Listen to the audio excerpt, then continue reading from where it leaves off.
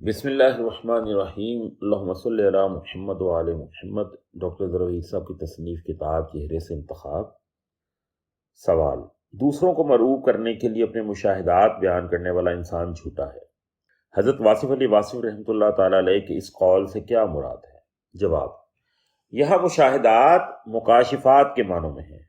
مشکل یہ ہے کہ مشاہدے کا شاہد کوئی نہیں ہوتا۔ اسی طرح مکاشفہ ہو یا رؤیت صادقہ یعنی سچا خواب، ان کا گواہ بھی کوئی اور نہیں ہوتا۔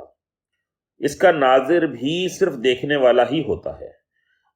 جب کوئی انسان دوسروں کے سامنے اپنے بلند و بانگ مشاہدات و مکاشفات یا خواب بیان کرتا ہے تو وہ دراصل سننے والے کو ایک آزمائش میں ڈال دیتا ہے، کیونکہ سننے والا اگر یقین کرتا ہے تو اسے بیان کرنے والے کی ذات پر یقین کرنا ہوتا ہے، اور سننے والا اگر انکار کرتا ہے تو اسے ان حقائق کا انکار کرنا پڑتا ہے جو سنانے والا بیان کر رہا ہے۔ غیب کی اطلاع دے کر خود کو منوانے کا اذن اللہ تعالیٰ نے صرف انبیاء کرام علیہم السلام کو دیا تھا۔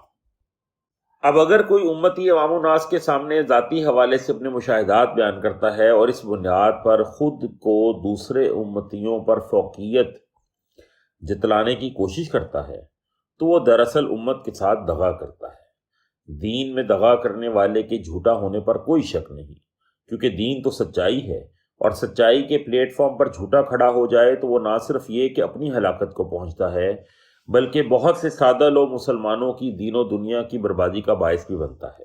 والسلام۔